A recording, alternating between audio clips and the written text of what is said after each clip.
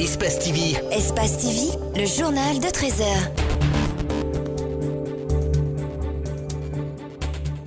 Un hôpital transformé en lieu de mariage, c'est le constat fait à l'hôpital Jean-Paul qui offre une salle pour les réceptions de mariage juste à côté de celle de la réanimation. Vous aurez plus de détails dans ce journal. C'est le pays le plus industrialisé d'Afrique et pourtant le système de santé en Afrique du Sud est au bord de la faillite, en particulier dans le KwaZulu-Natal où les services de cancérologie voient certains patients mourir avant de recevoir un traitement.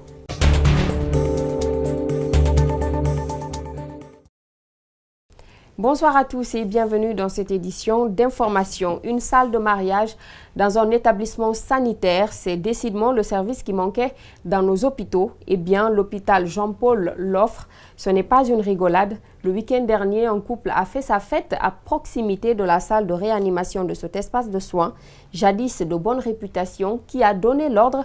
Nous ignorons pour l'instant, mais nous vous laissons voir ces images de nos confrères de Gangan TV, commentées par Jacques Lewaleno. L'hôpital Jean-Paul II. Dans ce reportage, nous le représentons par cette ambulance et ce malade alité. Pour ce samedi 23 juin, un service nous intéresse, la réanimation. Un malade dont les parents ont accepté de prendre l'image se bat contre le pire. Sous perfusion, il est obligé d'écouter de la musique. Tout près de lui, on peut penser à une manifestation de joie au quartier, mais c'est bien au sein de l'hôpital qu'un DJ procure de la joie à un couple. Le mariage. Des invités en nombre qui dansent comme dans n'importe quel lieu de loisirs. Ici, personne ne se préoccupe de l'état de santé de ces Guinéens qui souffrent.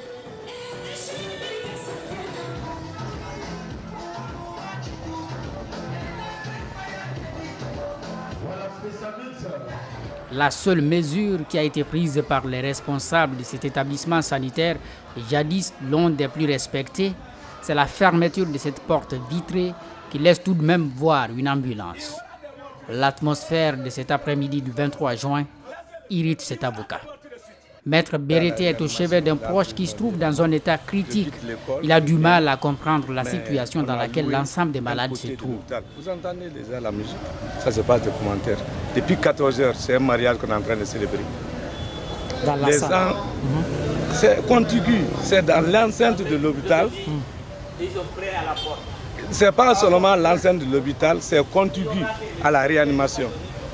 Et ce n'est pas seulement le cas de Mombo. L'ensemble de la branche, de ce côté-là, il n'y a que des gens qui sont dans le coma. Comment on peut célébrer le mariage et pour des raisons purement pécuniaires, on loue l'hôpital pour faire, on organise la mamaya dedans. Ça se passe des commentaires, vous pouvez partir voir. Une salle de mariage dans un hôpital, ça existe et c'est à Conakry. Ou bien il n'y a pas quelqu'un dans le pays là. Ou bien le pays n'est pas contrôlé. Les produits guinéens sont prisés notamment en Europe et en Amérique, mais peu connus, ne répondant pas aux normes exigées par ces puissances. Ils ne sont quasiment pas vendus à l'international. L'ambassade des États-Unis et le gouvernement guinéen forment les femmes qui interviennent dans le secteur pour booster leurs compétences. Le ministère du Commerce plaide pour l'installation d'un laboratoire digne pour faciliter le contrôle de qualité. Mamadou Sadio Baldé, Amara Alex Silla pour les détails. Nous sommes les premiers responsables du refoulement de nos produits. Ce mea culpa du ministère du Commerce en dit long sur la qualité des produits guinéens, mais aussi les difficultés que les productrices rencontrent sur le terrain. C'est pourquoi le gouvernement américain entend faciliter cette formation à l'intention de ces femmes afin qu'elles puissent répondre aux normes internationales. Durant ces 3 jours, on va doter des femmes les conditions de certification de nos produits, les bonnes pratiques d'hygiène pour les transformations, pour les qualités. Même pour la consommation interne, le problème de qualité et d'hygiène se pose aux producteurs transformateurs guinéens. Pour espérer aller à l'assaut des marchés internationaux, il est indispensable de relever un certain nombre de défis. Pour avoir un bon produit, il faut avoir une transformatrice ou un transformateur qui est bien formé, qui puisse connaître d'abord la qualité, l'origine du produit, avec quoi on a produit, n'est-ce pas, la matière, pour que de la production à la transformation jusqu'à la consommation, qu'on puisse avoir réellement un produit commercialisable au national et à l'international. Les pays européens et américains doivent être flexibles et aider à la mise en place d'un laboratoire digne. Notre pays n'arrive pas à tirer profit de toutes ces facilités de commerce qui existent entre la Guinée et les États-Unis d'Amérique. Concernant la commercialisation de ces produits agricoles, nous allons mieux apprendre ici afin de mieux s'armer pour confronter le marché. C'est pourquoi le gouvernement guinéen, à travers le ministère de l'Action sociale, exprime sa gratitude aux partenaires de la Guinée.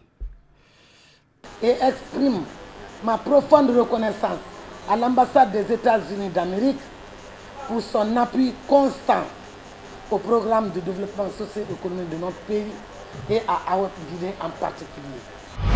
L'Université générale Lansana Conté de Sonfonia vient de recevoir 920 ouvrages. C'est un geste du Haut Commissariat des Nations Unies aux droits de l'homme en Guinée.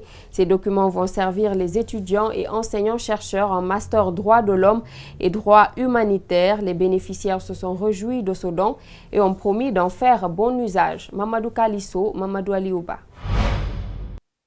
Le Haut Commissariat des droits de l'homme en Guinée vient d'offrir une quantité importante d'ouvrages à l'Université générale Lansana Conté de Sonfonia. Ces livres vont servir particulièrement le département master droits de l'homme et droits humanitaires.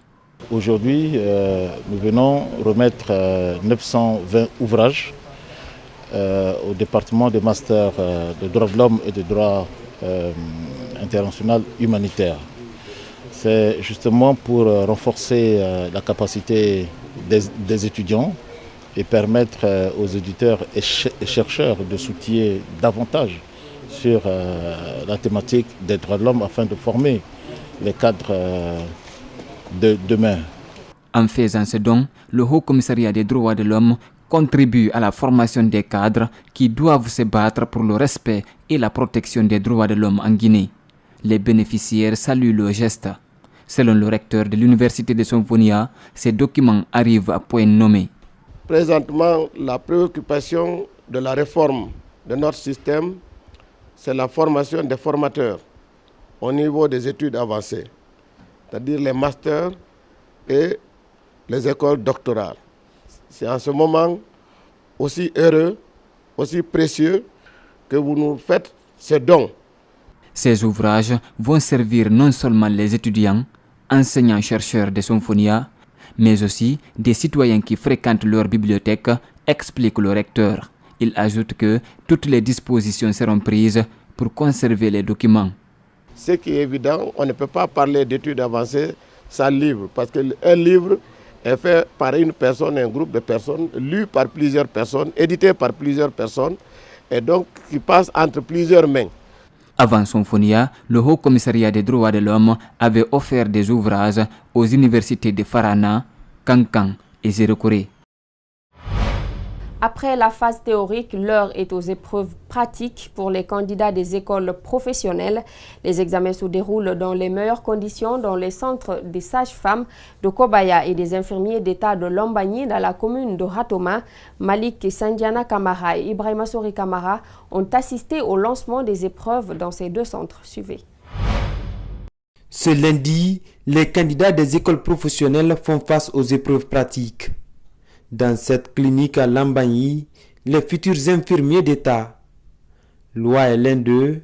Devant le jury, il porte ses équipements puis tente d'apporter les soins à ce mannequin à l'image d'un patient alité. Comment il faut tracer le site d'injection, c'est-à-dire comment il faut repérer le site d'injection.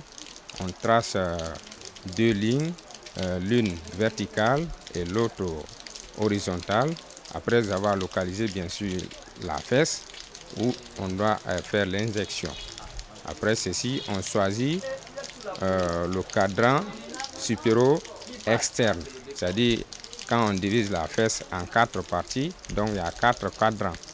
Donc le cadran supéro-externe, c'est ce qui est concerné par cette injection qu'on appelle une injection intramusculaire. Dans cet autre centre à Kobaya, ce sont des futures sages-femmes. Certaines attendent qu'elles soient appelées pour être évalués. D'autres jettent un dernier coup d'œil dans leur cahier pour pouvoir bien convaincre le jury. Celles qui sont déjà passées, c'est la confiance en soi. Je dirais que ça s'est bien passé. On m'a demandé, lorsque la femme vient dans la salle d'accouchement, la dilatation complète et que la poche des os est bombante, quelle sera mon attitude? Je les ai dit que je vais rompre la poche des os et diriger l'accouchement. Pour la réussite de ces examens de sortie, les responsables d'école ont mis les bouchées doubles. Bon, pour le bon déroulement de cet examen, nous avons d'abord en tant qu'associés les l'ordre des sages-femmes et l'association des infirmiers de Guinée qui ont fourni, n'est-ce pas, une liste de membres du jury et c'est eux qui sont chargés d'évaluer nos étudiants. Avant le lancement des épreuves, le délégué national s'est adressé aux candidats. J'ai demandé aux étudiants d'être sereins. Ils doivent faire preuve de connaissance. Ils sont 413 candidats présentés par 9 écoles dans la commune de Ratoma. De la phase théorique à la pratique, aucune anomalie n'a été signalée, rassure le délégué national.